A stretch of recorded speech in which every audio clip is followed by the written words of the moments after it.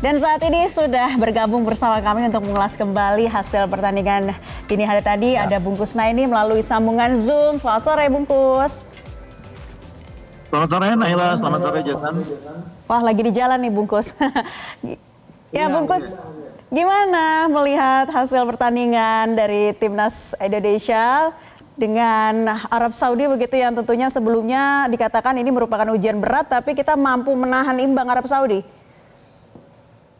Iya, saya pikir kita semua bangga ya melihat bagaimana tim nasional Indonesia mampu bermain sangat baik di kandang Arab Saudi dan bisa membawa pulang 1 poin.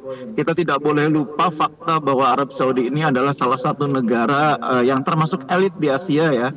Kalau dari segi peringkat aja kan perbedaan peringkatnya itu hampir 100-an ya. Indonesia masih ada di level 130-an, kalau Arab Saudi itu udah di level 30-an.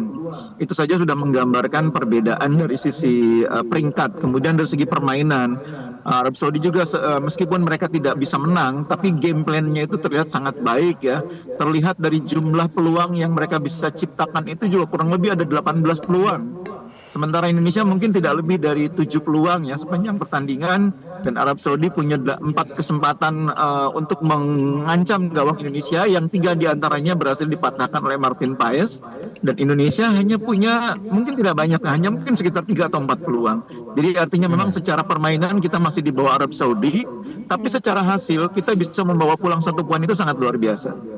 Baik, secara permainan memang kita masih di bawah, tapi 1 poin ini sangat berarti begitu ya. Tapi kalau Bungkus sendiri melihat pertandingan dini hari tadi, sebenarnya membuat kemudian Indonesia itu bisa menahan imbang itu lebih karena faktor apanya? Apakah karena strateginya atau permainannya atau seperti apa? Mentalitasnya mungkin atau seperti apa Bungkus?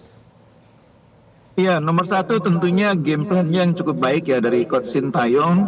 Mereka bermain dengan cara yang tepat untuk membuat Arab Saudi memang tetap mendominasi permainan, tapi tidak mudah mengancam gawang Indonesia.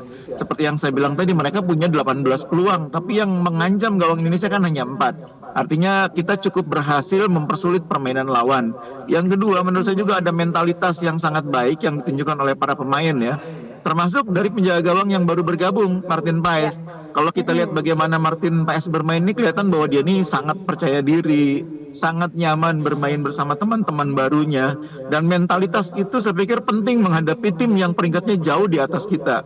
Jadi kalau kita berhadapan dengan lawan yang kualitas dan peringkatnya jauh di atas kita tidak punya mental bertanding yang kuat, ini akan repot.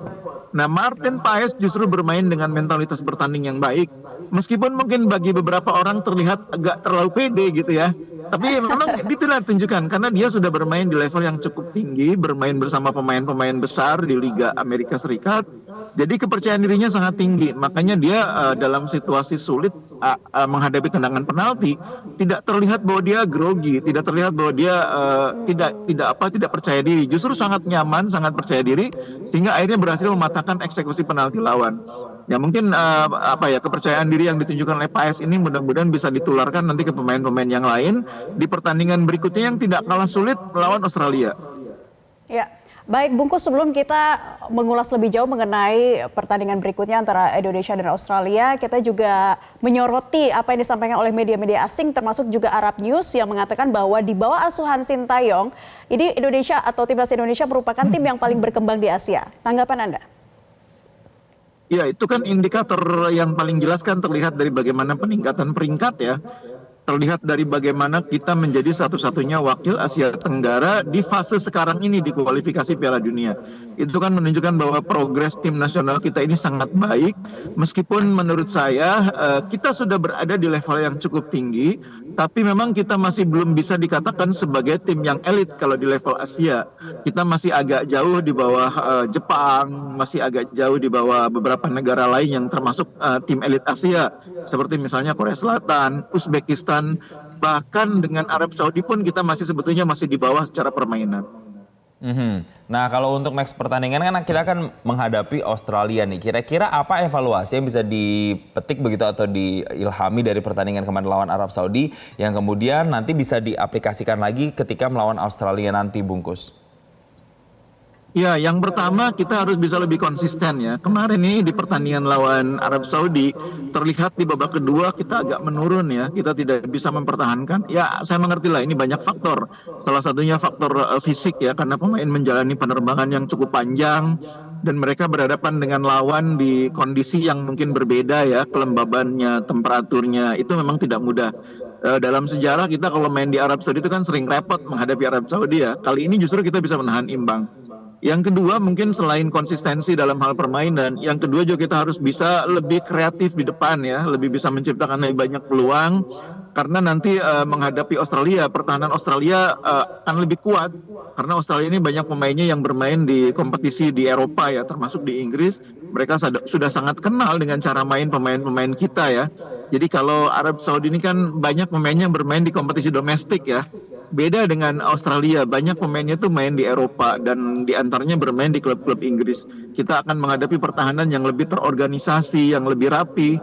Disitulah pentingnya kita lebih kreatif dalam membangun serangan, dalam menciptakan peluang. Dan mudah-mudahan di samping peluangnya semakin banyak, eksekusinya semakin baik. Baik, selain Australia, lawan-lawan di grup C seperti apa yang harus diwaspadai dari segi permainannya, Bungkus? Iya, ini kan seperti yang sering saya katakan bahwa di grup ini menarik karena kita mendapatkan lawan-lawan yang memiliki gaya bermain sangat berbeda. Ada lawan-lawan yang memiliki gaya bermain di Asia Barat, ada Bahrain. Ada lawan yang memiliki gaya permainan Asia Timur, ada China. Kemudian kita juga akan berhadapan dengan tim Asia lainnya yang karakter mainnya sangat berbeda, Jepang. Meskipun Jepang Asia Timur, tapi kan pemainnya rata-rata main di Eropa, kulturnya sangat berbeda. Nah, sementara Indonesia sendiri kan selama ini lebih banyak main di Asia Tenggara. Selama ini kita ya bisa dibilang sebagian besar pertandingan yang dijalani Indonesia itu masih di Asia Tenggara. Karena itu kita akan berhadapan dengan lawan-lawan yang karakternya, cara mainnya, bahkan level bermainnya itu juga sangat berbeda. Ini pelajaran yang sangat menarik bagi kita dan itu harus disikapi dengan kemampuan kita beradaptasi yang cepat. Yang kedua harus disikapi dengan kepintaran pelatih menyusun agenda uji coba, memilih lawan-lawan yang tepat untuk persiapan menghadapi lawan sebenarnya. Dan ini saya pikir butuh dukungan dari semua pihak ya, termasuk dari federasi, bagaimana menghadirkan lawan-lawan yang sekiranya dihadirkan itu bisa memberikan tambahan pengetahuan pelatih, pemain juga tentang bagaimana kira-kira nanti calon lawan kita mainnya seperti apa, didapat dari uji coba itu.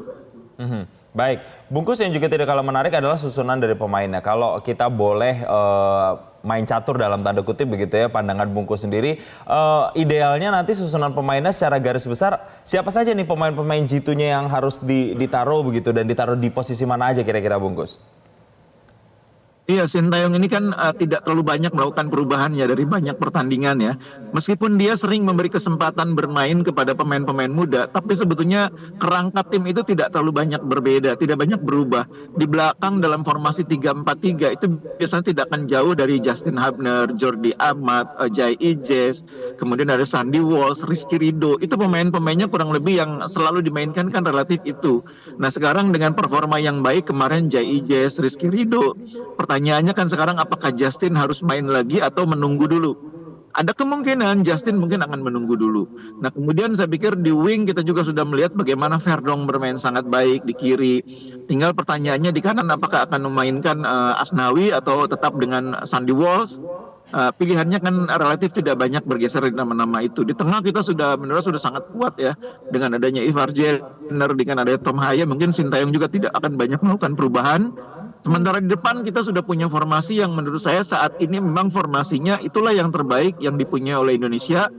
Ada Orat Mangun, kemudian di depannya ada Rafael Strike. Tinggal pilihannya di kanan mau mainin Witan atau Egy.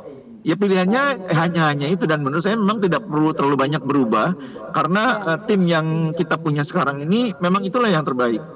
Baik. Dengan formasi yang firm dari Coach Sintayong dan juga kalau Anda melihat evaluasinya kemarin dari laga melawan Arab Saudi dalam pergantian pemain terutama di babak kedua ini seperti apa Bungkus? Iya, karena kemarin seperti yang saya bilang tadi babak kedua kita menurun, makanya banyak dilakukan perubahan. Ya inilah problem kita ya, kita belum bisa punya tim yang main konsisten 90 menit dan ini yang harus terus menjadi perhatian pelatih, bagaimana membangun tim, bagaimana menyusun program latihan yang membuat tim bisa tampil konsisten selama 90 menit meskipun memang strategi pergantian itu juga mau tidak mau terus dilakukan, tapi permainannya konsisten selama 90 menit. Nah, kemarin di babak kedua masuk beberapa pemain pengganti, tapi sebetulnya permainan kita agak sedikit menurun di babak kedua. Meskipun sudah masuk pemain pengganti, ada Marcelino, ada Asnawi dan sebagainya. Tapi dengan kondisi sekarang saat ini, Bungkus, apakah kita masih bisa menaruh optimisme bahwa nanti Indonesia bisa duduk di peringkat 3 besar klasemen dan nanti lolos ke Piala Dunia? Oh iya, kita tidak boleh lagi berpikir bahwa kita ini sekarang kalau main di kandang lawan Australia, lawan Arab, lawan apa, kita cukup hasil imbang. Nggak boleh berpikir gitu sekarang. Kalau kita mau lolos, kandang sendiri harus menang, harus dapat poin. Apalagi kemarin kan Australia ternyata juga bisa dikalahkan oleh Bahrain di kandangnya. Jadi jangan terlalu pesimis juga menghadapi Australia, jangan terlalu silau juga. Australia memang peringkatnya masih jauh di atas kita. Tapi perkembangannya menunjukkan bahwa kita sudah mampu menahan imbang Arab Saudi di kandangnya.